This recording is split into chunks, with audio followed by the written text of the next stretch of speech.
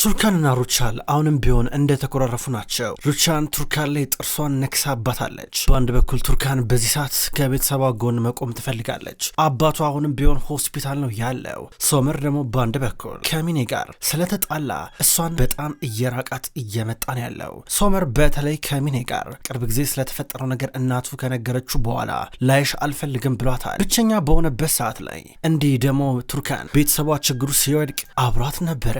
አሁን ያንቺን ጉዳይ አንቺ ነሽ መወሰን የምትሽው ብሏት ጠይቋት እሷ እንድትወስንና ነገሮች እሷ በወሰነችው መሰረት ብቻ እንደሚሄዱ ያስረዳታል። እንዲህ ብሎ ከጠይቃት ከተወሰኑ ሰዓታቶች በኋላ ሳድቅ ከሆስፒታል ይወጣል። ሶመር ድሮ ፍቅረኛው ሚኔ አጠገቡ ያለች አርጎት ማቀውን ነገር አሁን ለቱርካና ለቤተሰቧ እያደረገ ነው። በጠዋት ወደ ሆስፒታል ከመጣ በኋላ ሳድቅ በነስሪን እና በሂክመት ተደግፎ ቀጥታ ከሆስፒታሉ እየወጣ ሶመር በቀጥታ ሄዶ ሂሳብ ሊከፍል ነበረ። እስካሁን ድረስ ለሳድቅ የወጣውን የሕክምና ወጪ እንዳለ ሊሸፍን ሲል እንደተከፈለ ይነግሩታል።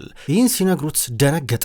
ድንገት ወደ ኋላ ዞር ሲል ነስሪን እያየችው ነበረ። አቶ ሶመር ችግሬን ለማትቸገር እኛ ከፍለናል ለሁሉም ነገር ስትለው ነበረ። ደነገጠ። እሺ ጥሩ በቃ ብሎ አብሯቸው እየወጣ ነበረ። ቀጥታ ወደ መኪናው እየወሰዳቸው ነበረ። እነ ሂክመት በቃ እኛ ታክሲ ይዘን ወደ ቤት እንሄዳለን ይሏቸዋል። ከዛ ሶመር በቀጥታ ከነስሪን እንዲሁም ከሳድቅ ጋር በመሆን መኪና ውስጥ እያስገባቸው እሱም ሊገባ ነበረ። ድንገት የኒያት መኪና አጠገቡ መጥቶ ቆመ።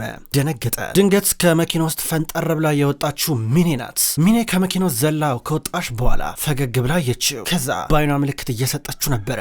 በአንድ በኩል እሱ ግን ሲያያት ምንም ደስ አላለውም። ሶመር ፊቱ ባንዴ ተቀያየረ። ኒያት ድንገት ከመኪና ውስጥ ወጣ። አቶ ሶመር እንዴት ነህ እባክህ በማለት ኒያት ሞቅ ያለውን ሰላምታ አቀረበለት።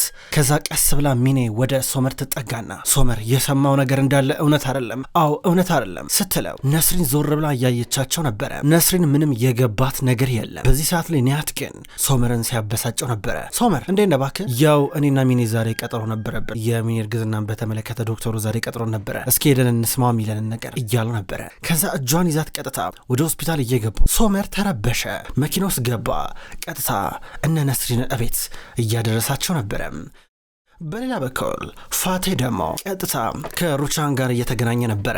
የሆነ ቦታ ነበር የተገናኙት። ከዛ ገናስ በርቀት ሲያት ዴ ወይዘሮ ሩቻን እንኳን ደህና መጣሽ ብሎ እንድትቀመጥ ወንበር ሳብ እያደረገላን ነበረ። ምን አይነት ቦታን ይጠራኝ ምንድነው ከዚህ የተሻለ ቦታ አታውቅም እንዴ አለችው። እንዴ ዋናው ነገር መገናኘታችን አይደል እንዴ ምን ችግር አለው ምን ችግር አለ ተመልከቺ እስኪ ቦታውን ፀሐዩን ተመልከቺ አየሩን እያላን ነበረ። ከዛ መነጽሩን አወለቀች። እሺ ቀጥታ ወደ ጉዳያችን ንግባ አለችው። ወደ ጉዳያችን እሺ ወይዘሮ ሩቻን በአንቺ ምክንያት በጣም ብዙ ጣጣ ውስጥ ገብተን ነበረ። እውነት ለመናገር ነው ባላረኩት ብዬ ነበር እንዲጸጽተኝ ያረገኝ። እውነት ምንድን ያረግሽው እያላ ነበረ።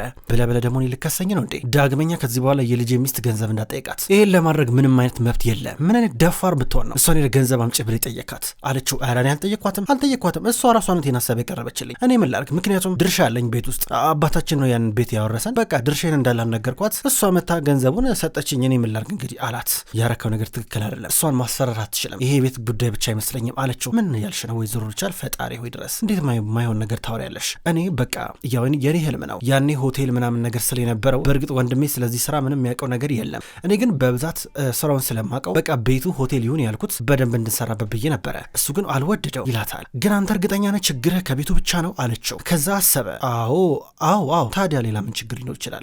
የቤቱ ችግር ብቻ አላት። እርግጠኛ ሌላ ነገር የለም አለችው። የለም አላት። ትኩር ብላ አየችው። ወይዘሮ ሩቻል ግን ታውቂያለሽ ቱርካን የሰጠችኝ ገንዘብ እኔ የሚገባኝን ገንዘብ 1/3 ራሱ አይሆነም። የሚገባኝን ድርሻ ገና ነው። ብዙ ይቀራል። ግን በአንቺ ምክንያት ፈጣሪ ባርክሽ የቀረውንም ገንዘቤን ራሱ እንደማገኛል እኔ እንጃ አላቅም አላት። ገባኝ አሁን ገባኝ። አንተ ችግር ገንዘብ ብቻ ነው ሌላ ነገር አትፈልግም አለችው። አዎ ችግሬማ ገንዘብ ብቻ ነው። ታዲያ ገንዘብ ላልፈልግ ነው እንዴ? እንዲህ ብዬማ አልዋሽሽም። ግን መብት አለኝ። ቤቱ ይገባኛል። ያ ቤት የመጣው ካባዬ ነው። ወንድሜን ወደዋለሁ። ወንድሜ ማለት ለእኔ ሁሉ ነገሬ ነው። እሱ የሚለኝን ነገር እሺ ብዬ ይሰማለሁ። ግን ይሄ ደግሞ የገንዘብ ጉዳይ ነው፣ የውርስ ጉዳይ ነው። ምን ላድርግ እንግዲህ እያላን ነበር። ከዚህ በኋላ ቱርካን አጠገብ ደርሰ ገንዘብ ምናምን ነገር እንዳትላት አለበዚያ ከኔ ጋር ግልጽ ጦርነቱ ነው የምትገባው አለችው። እንዲህ ስትለው ከት ብሎ ሳቀባት። ግን ከሷ ጋር እኔ ኮንትራት አለኛ። ታዲያ ምን ይደረግ እስኪ ተፈራርመናል። የቀረውንም ገንዘብ መታ እንደምሰጠኝ ነግራኝ ነበረ። ምን ይደረግ እስኪ እንግዲህ እኔ ካንቺ ትእዛዝ አልጠብቅም ወይዘሮ ሩቻል አላት። ዲያንተ ቆይ ምን አይነት ደፋር ነው? ከየት ነው እንደዚህ ድፍረት ያመጣው? እንዴ ወንድምህ በአንተ ምክንያት በዚህ ድፍረት ምክንያት ሞቶ ነበረ። ትንሽ አታስብ እንዳለችው በእኔ ምክንያት በእኔ ይላታል። በአንተ ምክንያት ቱርካንን አሳፈርካት፣ ቤተሰቡን አሳፈርክ። አሁን እኮ እንዳለ ጌጣጌጥ ሻጮቹ እኮ ስለኛ እኮ ነው የሚያወሩት። ይሁሉ ውርደት ካከናነብከን በኋላ አሁንም ቢሆን ምን አይነት ድፍረት ነው? ትዳሯ ራሱ ራሱ ሊበታተን ደርሷል። አሁንም ስለ ገንዘብ ነው እንደምታወራው አንተ ስለ ገንዘብ ነው እንደምታሰባለችው። ሩቻን ምን እያልሽ ነው ያለሽው? ይኸውልሽ እኔ የምልሽን ነገር ትስማሚያለሽ ወይ ደግሞ አትስማሚም? ቀላል ነገር እኮ ነው። እኔ ሳሳልፍ የነበረውን ነገር እኔ ብቻ ነኝ የማውቀው፣ እኔ ብቻ አላት። እንዲህ ሲላት ሩቻን እንደተለመደው ብዙ ነገሮችን መጠርጠር ጀመረች። ምናልባት ከቤቱ በላይ ሌላ የሚያሳስበው ነገር አለ ወይ ብላ እያሰበች ነው። በነገራችን ላይ ከዚህ በኋላ የማረገውን ነገር ለወንድሜ ምናምን ነገር መናገር የለብኝም። አዎ ማረገውን ነገር አረጋለሁ እያላን ነበር። አንተማስ የቤቱ ጉዳይ አይደለም እንደሚያንገበግበህ? አዎ እደርስበታለሁ ግን ታያታለህ ብላው ከተቀመጠችበት ተነሳች። እሱም እየተነሳ ነበረ። ወይዘሮ ሩቻን ያቀረብኩትን ሀሳብ በደንብ አስቢበት። ይሄ ቤት ብቻ አይደለም እሺ። ለማንኛውም የኔን ድርሻ ልሸጥልሽ ፈቃደኛ ነኝ። የኔን ድርሻ ገዝተሽ የእነ ቱርካንን ቤት ባለ ድርሻ መሆን ትችያለሽ። ምን ችግር አለው አላት። አንተ ምንም አትሆን ሰው ነህ ብላው ሄደች። በሌላ በኩል እነ ነስሪን ወደ ቤት እየመጡ ናቸው። ሳድቅ በተወሰነ መንገድ ተሽሎታል። ቀጥታ ወደ ውስጥ እየገባ ሶመርም አብሯቸው ነበረ። አብሯቸው አድርሷቸው ቀስ እያለ ወደ ውስጥ እየገባ ነው። ከዛ ቀስ ብሎ ሶፋ ላይ ያስቀምጡታል። ዶኑሽና ዳሪያ መቼስ በዚህ ሰዓት ላይ ትምህርት ቤት ሆኖ መሆን አለበት እያለ ነበር። ድንገት መጡ። ሰርፕራይዝ እያደረጉ ነበረ። ቱርካን እንዴት እንደመጣች እየገረመው እያቀፋን ነበረ። ምናልባት ስላመመኝ ልትጠይቀኝ ነው ብሎን ያሰበው። ስለዚህ መጠርጠሩን ትቶ አብሯቸው መሳቅ ጀመረ። ሜሱትን መጥቶ እሱን እየተቀበለው ነበር እንዳይበርድ ብለው እሱ ራሴ ስጦንኩት አውልቆ እየደረበለን ነበረ። እንዲህ እያሉ እየተሳሳቁ ድንገት ሶመር ወደ ቱርካን ቀረበና ቱርካን ማውራት አለብን አላት። ሊያወሩ ወደ ውጭ ወጡ። ያው ቱርካን ትላንትና ሁሉንም ነገር እኔ ነኝ የምወስነው ብለሽኝ ነበረ እና ከዚህ በኋላ ውሳኔሽን እቀበላለሁ። ምን እናድርግ? የኔና ያንቺ ነገር የሚወሰነው በአንቺ ውሳኔ ነው አላት። እንዲህ ካላ በኋላ በመጨረሻም ሳትፈራ ውሳኔዋን አሳወቀችው። የቱርካን ውሳኔ በዚህ ትዳር ከዚህ በኋላ ምንም ተስፋ አይታያትም። ተስፋ እንዳለ በመጨረሻም ተሟጦ አብቅተዋል። ቀጥታ ወደ ቤት ከአክስቷ ኔዜት ጋር መታ ለሰርጓ ዕለት የተሰጣትን እያንዳንዱን ነገሮች በሙሉ እንዲሁም ልብሶቿን እየወሰዱ ነበረ። ሁሉንም እየሰበሰቡ እያለ ድንገት ኔዜት ራሱ የሰጠቻትን ስጦታ እያገኘችው ነበረ። ስጦታውን ራሱ አልከፈተችው። ኔዜት ስታዩ እየገረማን ነበረ። በሙሉ ልብሷን በሙሉ ጠቅልላ ከቤት ልትወጣ ነው። ቱርካን ሀዘን ውጧታል። ልብሷን ይዛ እየወጣች እያለቀሰች ነበረ። በቀጥታ በእንዲሁ መንገድ ተያይዘው እየወጡ ወደ መኪና እየገቡ ነበረ። በአንድ በኩል ሩቻን ከፎቁ ላይ ሆና እያየቻን ነው። ቱርካን ድንገት ቀና ስትል ሩቻንን አየቻት። ሩቻንን ብትሆን ፍጥጥ ብላ መልሳ እያየቻን ነበረ። ከዛ ሶመር ከቤት ውስጥ ወጣ። በር ጋር ቆሞ እያያን ነበረ። ሶመር ትዝ የሚለው ከዚህ ቀደም እሷ ተስፋ እንደማትቆርጥ ነገረው ነበረ። አንድ ቀን ግን ይደርሳል። እኔ ተስፋ የምቆርጠው በአንተ ምክንያት ሳይሆን ትክክለኛው ቀን ሲደርስ ይታወቀኛል። ያ ትክክለኛው ቀን ሲደርስ ግን በራሴ ሁሉንም ነገር ትቼ እሄዳለሁ ብለው ነበረ። ይህን ነገር ካስታወሰ በኋላ ተረበሸ። የቱርካን ነገር እያሳዘነው ነበረ። በቀጥታ ከቤቱ ርቃ እየሄደች ነው። ሶመር ምንድን ያደረኩት ብሎ ራሱን ይጠይቃል። ቱርካን ወደ እናቷ ቤት እየመጣች ነው። ወደ እናቷ ቤት ስትመጣ የፈራችው ነገር ነበር የሆነው። ይህም በሙሉ እዛው አካባቢ ያሉ ጎረቤቶቿ በሙሉ እያዩን ነበረ። እንደዚህ ልብሷን ይዛ ስትገባ በአንድ በኩል እናቷ ትንሽ ብትፈራ፣ ነገር ግን ኮስተር ብላ ነበር ምንም ሳይመስላት ልጇን እየተቀበለቻት የነበረው። ጎረቤቶቿ ተመልከቷት፣ ትዳሯን ፈታች እየተባባሉ ሲያወሩባን ነበረ። እንዲህ ያሳፍራል እየተባባሉ እርስ በርስ ሲንሾካሾኩባት፣ በመጨረሻም ሂክመት እንዲሁም ኔዜት እያንዳንዱ ልብሶች ከነ ዳሪያ ጋር ሆነው እያስገቡ በመጨረሻም የቀረችው ቱርካን ናት። ቀጥታ ልትገባ ብላ በጣም ፈራች። እናቷ በር ጋር ቆማ ነበረ። ጎረቤቶቻቸው ስለ እነሱ ነው የሚያወሩት። ጭንቅላታቸውን ይነቀንቃሉ። ቱርካን ቀጥታ ወደ በሩ ተጠጋች። ከዛ እናቷ ይዛት እየገባች ነበረ። ይህ ጉዳይ አሁንም ቢሆን ለነስሪን አላለቀም። ቱርካን ግን በቃኝ ብላ መታለች። በሉ ይሄ ነገር አባታችሁ እንዳያየው እስካሁን ድረስ ምንም አላወቀም። ታውቃላችሁ ዶክተሮቹ መጨነቅ የለበትም ብለዋል እና ቶሎ ብላችሁ ተደብቃችሁ ልብሱን ወደ መኝታ ክፍል አስገቡ፣ እባካችሁ ደብቁት ስትል ነበረ ነስሪን። ከዛ ቀጥታ ወደ ውስጥ ይዘውት እየገቡ ነው። በተለይ ደግሞ ሂክመት ሳድቅ ልክ እንደ ጓደኛው ስለሆነ የሆን ነገር እንዳይነግረው በጣም ፈርታለች ነስሪን። በአንድ በኩል ቱርካን እያለቀሰች በቄን ሄደች ብላ ታባብላታለች። ግን ነስሪን ኮስተር ብላ ነው የምታያት። ከዛ በቀጥታ ወደ ውስጥ እየገቡ ነው። ሳድቅ ለሆስፒታል በጣም ብዙ ወጪ ስላወጣ ገንዘቡን በሙሉ ጠረጴዛ ላይ ድርድሮ ይህን ለዚህ ባረግ ብሎ እያቀደ ነበረ። ሂክመት እና ሜሱት አጠገቡ ሆነው አብረውት እያወሩ ናቸው። በአንድ በኩል ቱርካን ገና ከሆኑ ድብርት ውስጥ እና መሰላቸት ውስጥ እየገባች ነው። እህቴ እባክሽ ትንሽ እንኳን ፈገግ በይ እያለች ዶኖሽ ከቅድም ጀምሮ ስጠይቃን ነበረ። ቱርካን ግን ግራ ገብት ተብራታ ምን ላርግ ስትላን ነበረ። ገና እኮ ነው አባታችን እኮ አላወቀም እኮ ተረጋጊ፣ ምንም ችግር የለም እያለች ታባብላታለች። ከዛ ዳሪያ መጣች። ነገ እኮ በዓል እኮ ነው ዛሬ ገበያ እንሄድም እንዴ ብላ እየተናገረች ነበረ። በዚህ ሰዓት ቱርካን የውሸት ፈገግታ ስታሳይ እባክሽ አብረን እንደምንሄድ እያለች ዶኖሽ ጠይቃታለች። ቱርካን ግን እየደበራን ነው። አይ ቢቀርብኝ ይሻላል ትላለች። የእህታቸው እንደዚህ መሆን ያሳዘናቸው ዶኖሽና ዳሪያ አይ ወይዘሮ ሩቻል ምን ሆና ነው ግን እንደው አንቺን የመሰለች ልጅ ከየት ታገኛለች አሁን እንዴት እንደዚህ ይደረጋል ብላ ዶኖሽ በሁኔታው በጣም እየተጸጸተችና እያዘነች ነበረ። ሴቶች ባካችሁ እንደዚህ አትሆኑ፣ ምንም ችግር የለም እኔ ተወኛል፣ እናንተ ግን እንደዚህ አትጨናነቁ ስትላቸው ነበረ። ዶኖሽና ዳሪያ ግን የእሷ እንደዚህ መሆን ነው ያስፈራቸው። በአንድ በኩል ሶመር ከዚህ በኋላ አቤት ራሱ መኖር በጣም እያስጠላው ነው። ስለዚህ ኑሮን ጀልባ ላይ ለማድረግ ቀጥታ ወደ ጀልባቸው መጣ። ወደዛ ጀልባ ላይ እየወጣ ቆሞ ያስባል።